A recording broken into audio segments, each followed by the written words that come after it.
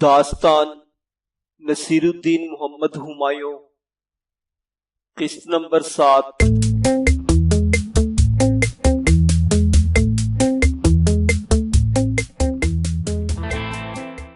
شیر شاہ سوری کے جانشین سلیم شاہ سوری کی وفات ہوئی تو اس کا بیٹا فیروز شاہ تخت پر بیٹھا، لیکن تیسرے ہی دن اس کا ماموں مبازر خان اپنے آدمی کو لے کر فیروز خان کو قتل کا ارادہ لے کر محل میں گھس آیا۔ فیروز خان کی ماں مبازر خان کے قدموں میں گر پڑی اور اپنے بیٹے کی زندگی کی بھیک مانگنے لگی۔ میرے بیٹے کی جان بخش دو، تخت پر قبضہ کر لو، میں اپنے بیٹے کو کسی دور دراز ملک میں لے جاؤں گی یا پھر زندہ قید خانے میں ڈال دو۔ مبازر خان اس کا بھائی تھا، لیکن ایسا سنگ دل کے بہن کی باتیں بے اثر ہو گئی۔ اس کے آنسو مبازر خان کے قدموں میں گر کر سوکھ گئے۔ مبازر خان نے فیروز خان کو قتل کر دیا اور محمد شاہ عادل کے خطاب سے دہلی کے تخت پر بیٹھ گیا، مگر دہلی کے عوام نے اس کے خطاب عادل کو بدل کر عدلی شاہ کر دیا، کیونکہ عادل سے کسی بے گناہ کا خون بعید ہے، وہ اسی نام سے مشہور ہوا۔ یہ اس وقت کی بات ہے جب ہمایوں جلا وطنی کی زندگی گزار رہا تھا۔ عدلی شاہ عیاش اور نفس پرست انسان تھا، وہ قاتل تو تھا، حاکم بننے کی صلاحیت اس میں نہیں تھی۔ اس کے گرد بہت جلد ادنا اور رذیل اشخاص جمع ہو گئے۔ انہیں میں ایک شخص ہیمو نام کا تھا۔ یہ کوتوال تھا، لیکن بہت جلد اتنا مقرب اور معتمد بن گیا کہ عدلی شاہ نے اسے اپنی سلطنت کا وزیر بنا دیا۔ سارا نظم و نسق اس بقال کے حوالے کر کے خود شاہد و شراب میں مشغول ہو گیا۔ اب ہیمو بقال کی بنائی تھی یا پھر مسخروں اور بھانڈوں کے مزے آ گئے تھے۔ عدلی شاہ کی ان کمزوریوں نے اسے اپنے ہم قوموں میں بے وقار کر دیا تھا۔ مختلف طاقتیں اٹھ کھڑی ہوئی تھی جو اس سے اقتدار چھین لینا چاہتی تھی۔ تاج خان کرانی نہایت نامور امیر تھا، اس نے بغاوت کا اعلان کیا اور نقارہ بجاتے ہوئے بنگال اور چنار کی طرف کوچ کر گیا۔ عدلی شاہ نے اس کا تعاقب کیا اور اسے شکست دے کر بغاوت کو فروغ کیا۔ عدلی کی کمزوریوں سے فائدہ اٹھاتے ہوئے سلیم شاہ کے بڑے بھائی عادل خان کے سالے ابراہیم خان نے ہتھیار سنبھالے اور آگے بڑھ کر دہلی پر قبضہ کر لیا۔ اپنے نام کا خطبہ پڑھوایا اور سکہ جاری کر کے اپنی بادشاہت کا اعلان کر دیا۔ پھر اس نے آگرہ کی طرف پیش قدمی کی اور اکثر علاقوں پر قابض ہو گیا۔ اب تو عدلی شاہ کو اس کے مقابلے پر آنا پڑا۔ اس کا گماشتہ ہیمو خان پیش تھا۔ ابراہیم نے جب دیکھا کہ جنگ میں اسے شکست بھی ہو سکتی ہے تو اس نے ایک چال چلی۔ عدلی شاہ کے پاس پیغام بھجوایا کہ وہ اپنے امیروں کو اس کے پاس بھیج دے، میں ان سے عہد و پیمان کی گفتگو کر کے خدمت شاہی میں حاضر ہو جاؤں گا۔ عدلی شاہ اس کی باتوں میں آ گیا اور اپنی حکومت کے اہم ترین ارکان کو ابراہیم کے پاس بھیج دیا۔ ابراہیم خان نے ان امیروں کو لالچ دے کر اپنے ساتھ ملا لیا۔ عدلی کے اہم ترین امراء ٹوٹ گئے۔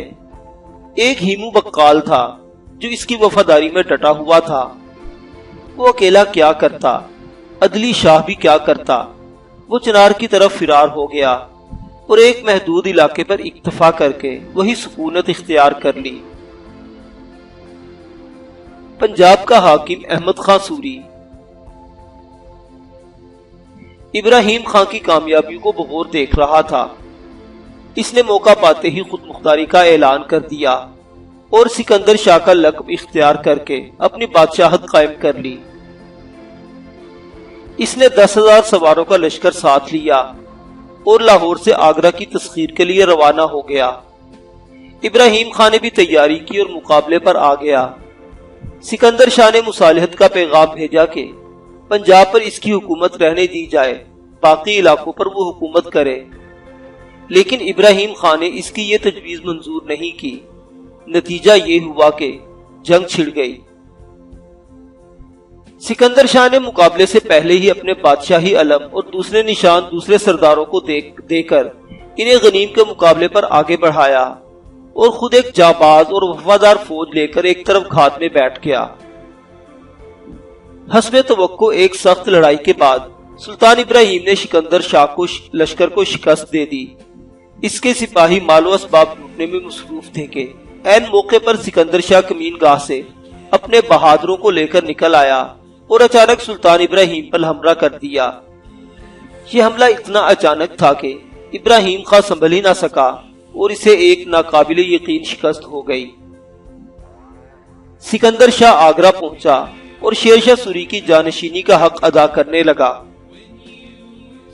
انہی دنوں ہمایوں کی ہندوستان آمد کی خبریں مشہور ہوئی۔ سکندر شاہ سے ہمایوں کا مقابلہ ہوا اور سکندر شاہ شکست کھا کر فرار ہوا، جس کی سرکوبی کے لیے ابھی تک کوششیں جاری تھی۔ ہمایوں کی موت نے ہر طاقت کو آزاد کر دیا۔ عدلی شاہ کا گماشتہ ہیمو بقال بھی حرکت میں آیا اور آگرہ پر حملہ کر دیا اور کسی جنگ اور محاصرے کے بغیر ہی آگرہ پر قبضہ کر لیا، کیونکہ آگرہ کا حاکم سکندر خان ہیمو کی آمد کی خبریں سن کر ہی مقابلے کے بغیر قلعے سے نکل گیا تھا۔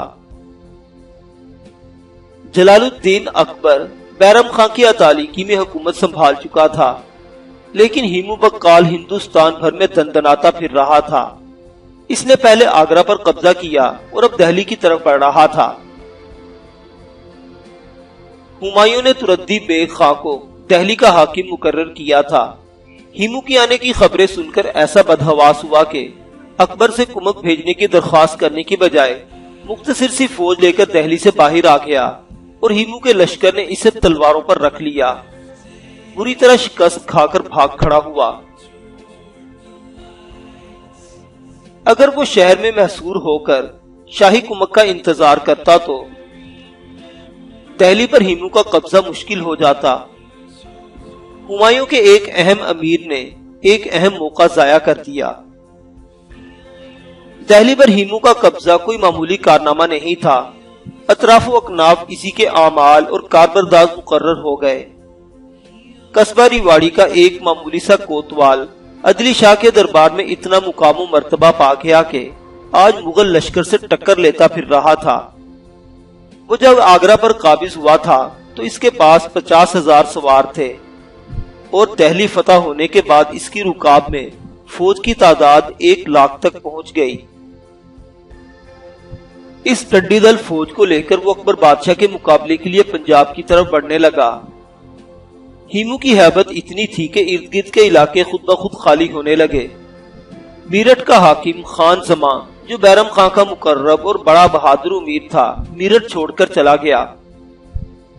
اکبر کے بڑے بڑے امراء اپنے علاقوں کو چھوڑ کر بھاگ رہے تھے۔ صرف یہ وحشتناک خبریں ہی شاہی لشکر گاہ تک نہیں پہنچ رہی تھی، بلکہ بعض امیر بھی شکست کھا کھا کر پنجاب کی طرف آ رہے تھے۔ وہی موسم دوبارہ لوٹ آیا تھا جب ہمایوں بادشاہ کو آنکھیں دکھا چکا تھا۔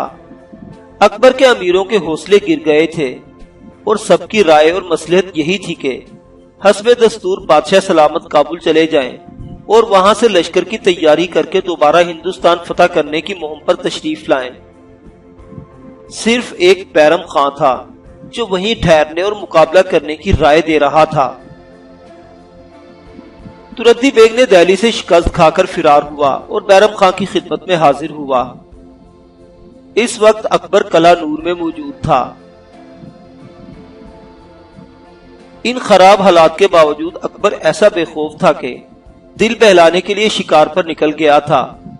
تردی بیگ نے حاضر ہو کر بیرم خان نے اسے سامنے آنے کی اجازت نہیں دی اور بادشاہ کی مرضی معلوم کیے بغیر بلا تعامل حکم دیا، اس کی گردن مار دو۔ اکبر واپس آیا اور اسے تردی بیگ کے قتل کی اطلاع ہوئی تو اس نے بیرم خان کو طلب کیا۔ خان بابا، اب آپ اتنے بااختیار ہو گئے ہیں کہ ہماری آمد کا انتظار تک نہیں کیا اور تردی بیگ جیسے امیر کے قتل کا حکم دے دیا۔ میں اس قصور اور جسارت پر عذر خواہ ہوں۔ حضور اس قصور کو اپنے حلم و عفو سے کام لے کر معاف فرما دیں، کیونکہ میں نے یہ سزا صرف اس مصلحت سے دی ہے کہ ان ہنگامی حالات پریشان کن میں حکومت کا وقار سخت گیری اور سزاؤں ہی سے قائم رہتا ہے۔ میں نے اس کے قتل میں ملک اور بادشاہت کی بھلائی دیکھی تھی۔ اکبر نے یہ سن کر بیرم خان سے معانقہ کیا، آپ کی مرضی اور آپ کا اختیار، اپنے دل میں کسی اندیشے کو نہ آنے دیں اور حاسدوں کی نکتہ چینی کی فکر نہ کریں۔ ہم آپ کو اپنا مہربان چچا سمجھتے ہیں۔ سلطنت ہماری ضرور ہے، مگر اس میں اختیارات ہمارے نہیں، آپ ہی کے ہیں۔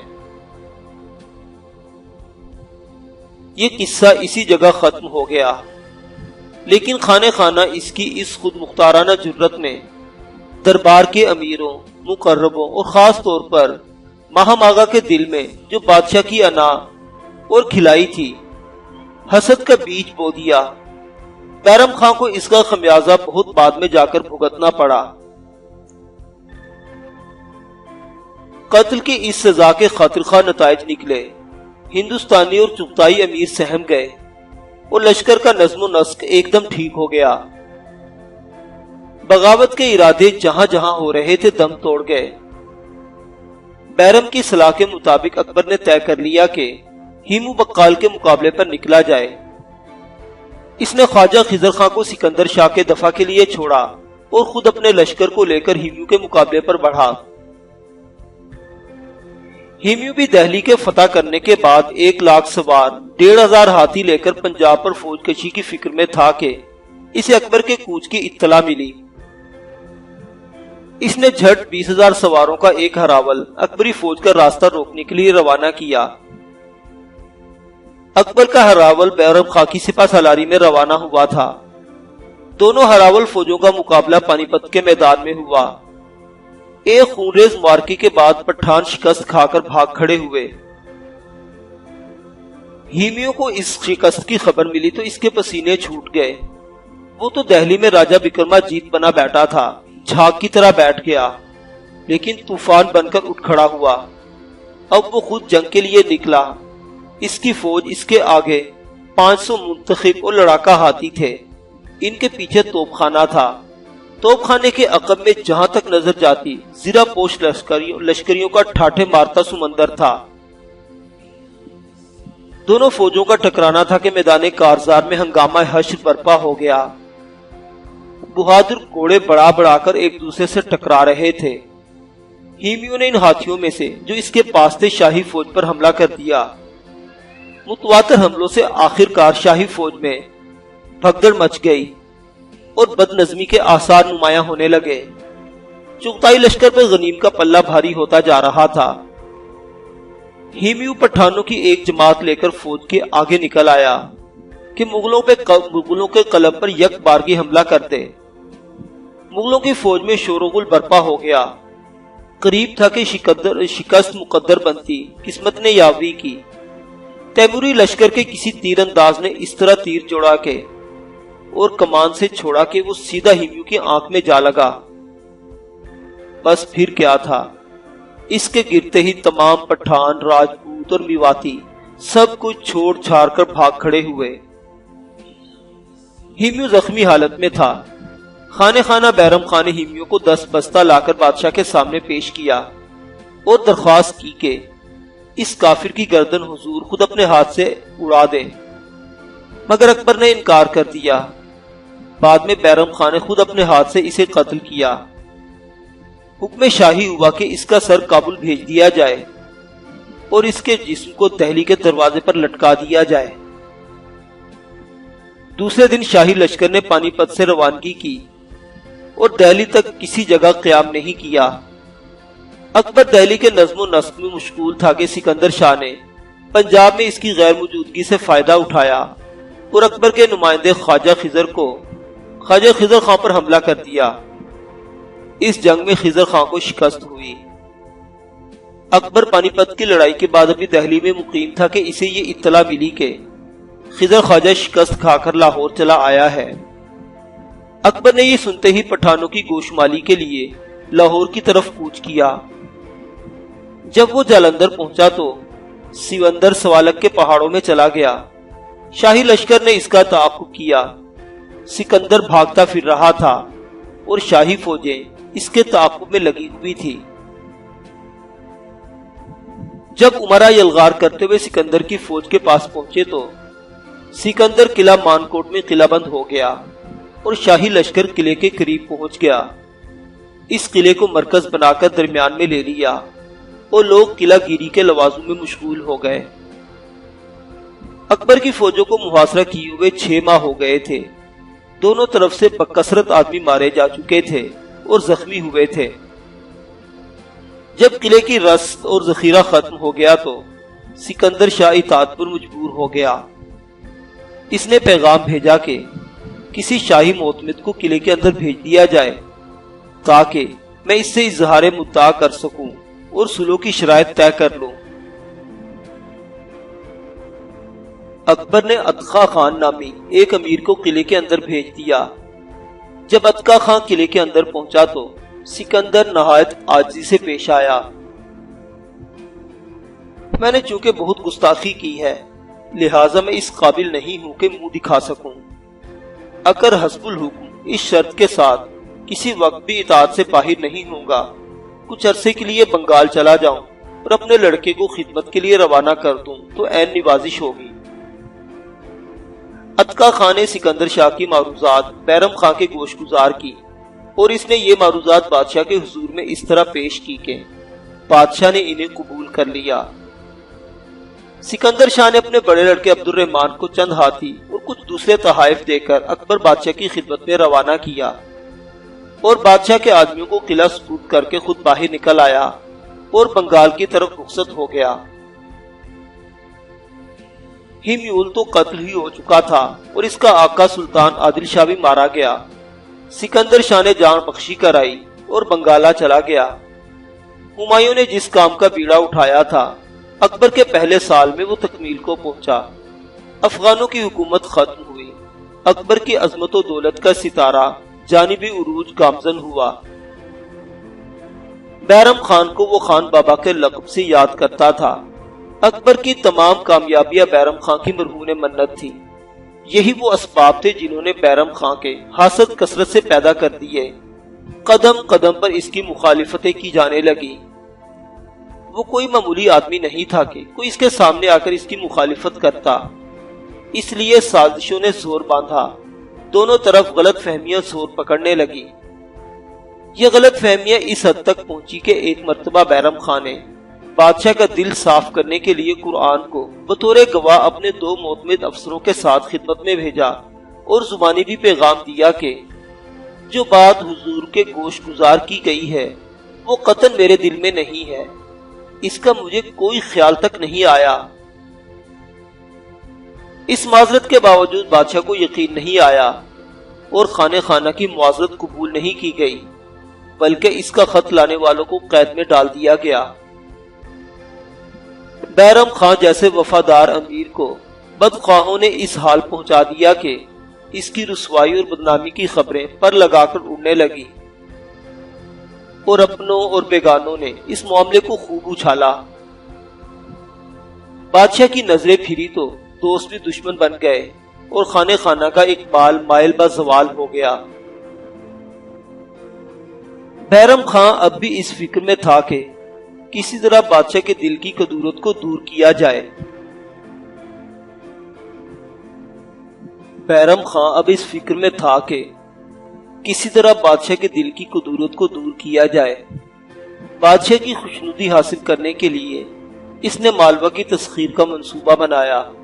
دوسروں سے کوئی مدد نہیں لی، صرف اپنی فوج اور خرچ پر بادشاہ سے اجازت لے کر مالوا پر حملہ کر دیا۔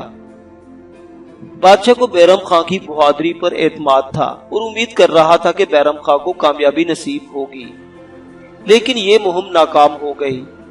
دبے دبے لفظوں میں یہ خبریں مشہور ہو رہی تھی کہ بیرم خان نے جان بوجھ کر اس مہم کو ناکام بنایا ہے۔ مالوا کی ناکامی کے بعد بیرم خان نے ملک شرقی اور بنگالہ کی تسخیر کا عزم کیا۔ لیکن امیروں کی مخالفتوں کے سبب باوجود کامل سعی و جدوجہد کے کوئی نتیجہ نہ نکلا، بلکہ الٹا یہ بدنامی گلے پڑ گئی کہ بیرم خان جس مہم پر بھی جاتا ہے عمدن سرکار کے کام کو خراب کر دیتا ہے۔ خود بادشاہ کو یقین ہونے لگا تھا کہ بیرم خان جان بوجھ کر کچھ کاموں کو خراب کر رہا ہے۔ بیرم خان کو بھی یقین ہو گیا کہ اس کے مخالف کانٹے بچھانے میں کامیاب ہو گئے ہیں، سازشیں اپنے کام دکھانے لگی ہیں۔ اس نے حج بیت اللہ کا عزم کر لیا اور بادشاہ سے اجازت طلب کی۔ اکبر بھی جیسے اس سے جان چھڑانے کے لیے تیار بیٹھا تھا۔ بیرم خان کو عجیب و غریب جواب لکھ بھیجا: ہم نے ابتدا میں اپنی کم عمری اور سیر و شکار کے شوق اور ناتجربے کاری کی بنا پر خان بابا کو تمام امور سلطنت سپرد کر دیے تھے۔ اب ہم رعیت اور سلطنت کے معاملات کو خود سر انجام دینا چاہتے ہیں۔ تم نے حج کا احرام باندھ لیا ہے، اس لیے اب تم کو علائق دنیا سے دستکش ہو جانا چاہیے۔ بیرم خان کو یہ پیغام ملا تو اس نے تعمیل حکم کی۔ عمارت و تحمل کا جو سامان اس کے پاس تھا بارگاہ شاہی میں بھیج دیا اور خود بیت اللہ جانے کی تیاری کرنے لگا۔ دشمنوں کی ہمت اتنی بڑھ گئی تھی کہ ہر منزل پر اسے پریشان کرنے والے موجود تھے۔ دشمنوں نے سازش تیار کر لی تھی۔ یہ خبریں بھی پھیلا دی گئی تھی کہ مخالفوں نے اس کو راستے ہی میں ہلاک کرا دینے کی سازش کر رکھی ہے۔ یہ صورتحال دیکھ کر اس کے اکثر ہمراہی اس کی رفاقت ترک کر کے قافلے سے نکل گئے۔ دراصل بیرم خان کا مقام و مرتبہ اتنا بڑھ گیا تھا کہ وہ بعض عمرہ کی آنکھوں میں کانٹے کی طرح کھٹکنے لگا تھا۔ بہت سے مفسد یہ چاہتے تھے کہ اسے راستے سے ہٹا دیں۔ بادشاہ کی نگاہ بدلی تو مفسدوں کے حوصلے اور بڑھ گئے۔ وہ حج کو نکلا اور سازشیں سامنے آنے لگی تو وہ فکر مند ہونے لگا۔ دارالخلافہ سے 30 کوس پر گیا تھا کہ حج کا ارادہ ترک کر دیا اور راستے سے لوٹ آیا۔ یہ بات اس کی مزید بدنامی کا سبب بنی کہ دیکھو، دنیا کی محبت میں حج بیت اللہ کا ارادہ فسخ کر دیا۔ بادشاہ کی ناراضی اب کھل کر سامنے آنے لگی تھی۔ وہ لوگ جنہیں بیرم خان ناپسند کرتا تھا دربار میں واپس بلائے جانے لگے۔ انہی میں بیرم خان کا ایک کٹر مخالف ملا پیر محمد بھی تھا۔ اکبر نے بیرم خان کی مراجعت کی خبر سن کر اسی پیر محمد کو دوسرے امیروں کے ساتھ بیرم خان کی سرکوبی کے لیے مامور کر دیا۔ بیرم خان دوبارہ حج بیت اللہ کا ارادہ کر چکا تھا، لیکن جب اسے پیر محمد کی تعیناتی کی اطلاع ملی تو وہ اپنی جان و آبرو کی حفاظت کے لیے جمعیت فراہم کرنے اور مقابلے کی تیاریاں کرنے پر مجبور ہو گیا۔ ملا پیر محمد نے اکبر کو سرہند پہنچ کر لکھا کہ بیرم خان بغاوت پر آمادہ ہے۔ حج کا سفر تو ایک بہانہ ہے، اس سفر کے بہانے وہ پنجاب پر قبضہ کرنا چاہتا ہے۔ اکبر کو یقین آ گیا کہ جسے وہ خان بابا کے لقب سے یاد کرتا رہا ہے وہ اس کے تاج و تخت پر قبضہ کا خواہاں ہے۔ وہ اور بھی چراغ پا ہو گیا۔ اس نے پیر محمد کو لکھا کہ بیرم خان کا سر کاٹ کر میرے قدموں کے ڈالنے کا اہتمام کرو۔ اکبر یہ احکام دے چکا تھا کہ بیرم خان کا خط پہنچا۔ میرا خاندان 3 پشتوں سے خانوادہ عالیہ کی خدمت گزار رہا ہے، لیکن میری ان موروثی دیرینہ خدمات کو حاسدوں اور دشمنوں نے اپنی سخن سازیوں سے پامال کر دیا ہے اور مجھے حضور والا کا نمک حرام ٹھہرا دیا ہے۔ لہٰذا میں چند رفیقوں کے ہمراہ اس مصیبت سے چھٹکارا پانے کے لیے ہاتھ پاؤں مار رہا ہوں۔ اسے میری بغاوت پر محمول نہ کیا جائے۔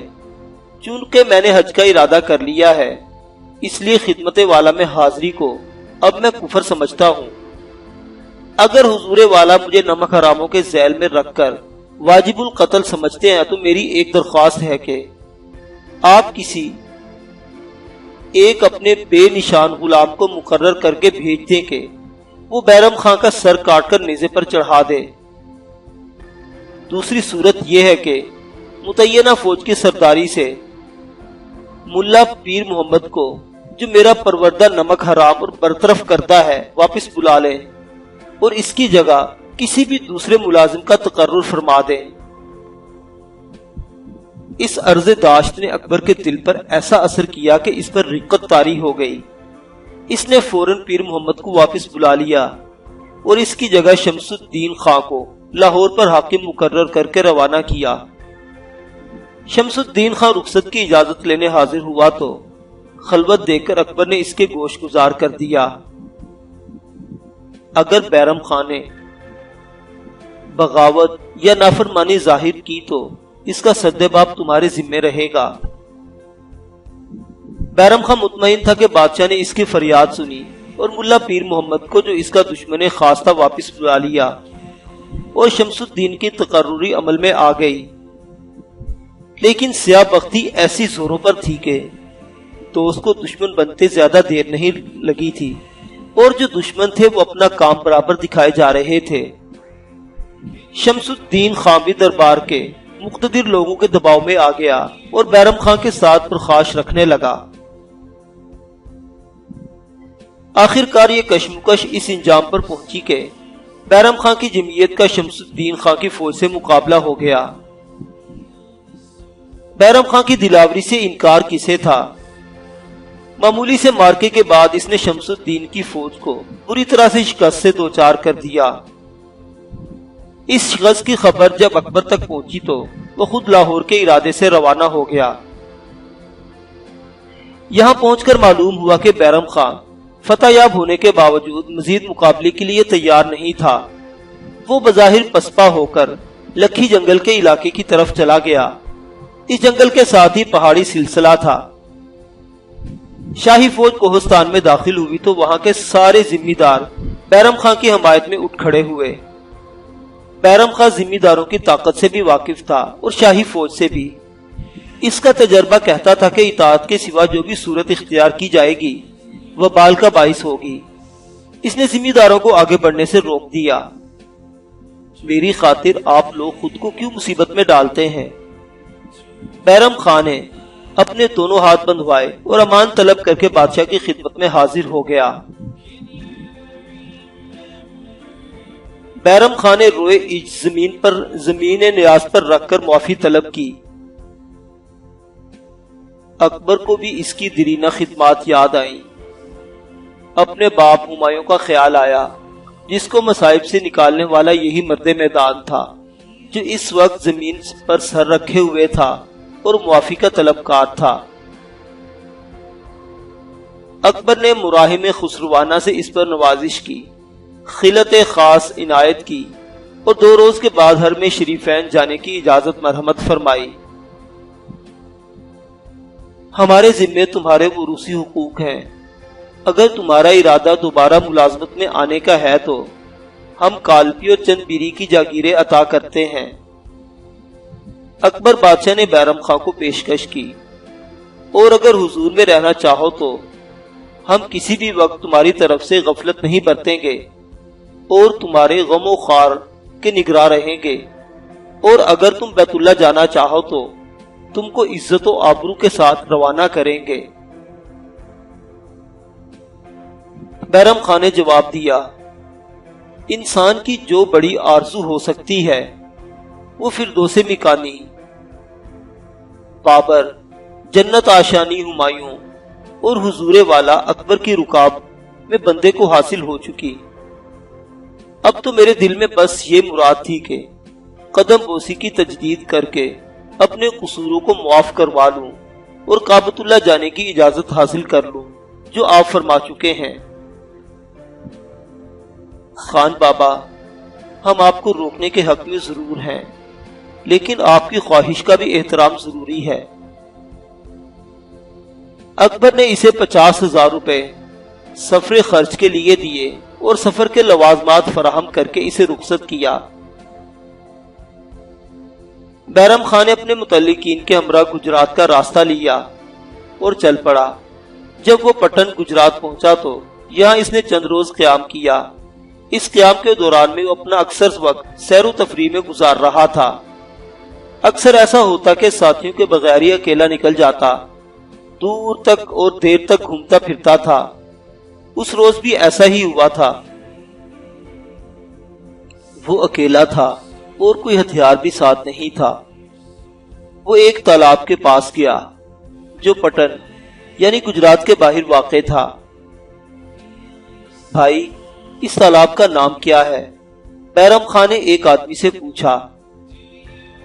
یہ مقام سہس ہے، ہماری زبان میں سہس ہزار کو کہتے ہیں۔ اس تالاب کے گرد 1000 بت خانے ہیں، اس لیے یہ اسی نام سے مشہور ہے۔ بیرم خان اس مقام کی اس تعریف سے بہت خوش ہوا اور اس تالاب کی سیر کے لیے کشتی کرائے پر لے لی۔ کنارے کنارے بت خانوں کی سیر کر رہا تھا۔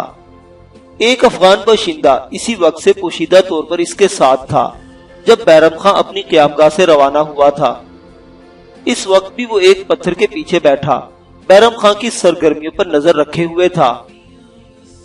بیرم خان کی کشتی کنارے کی طرف آنے لگی تو وہ سنبھل کر بیٹھ گیا۔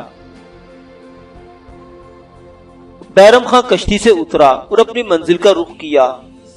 وہ افغان پتھر کے پیچھے سے نکلا اور بیرم خان کے پیچھے ہو لیا۔ اس نے بیرم خان کو مخاطب کیا۔ میرے خیال ہے آپ بیرم خان خانے خانہ ہیں۔ تم نے بالکل صحیح پہچانا۔ آپ سے ملنے کا مجھے بڑا اشتیاق تھا۔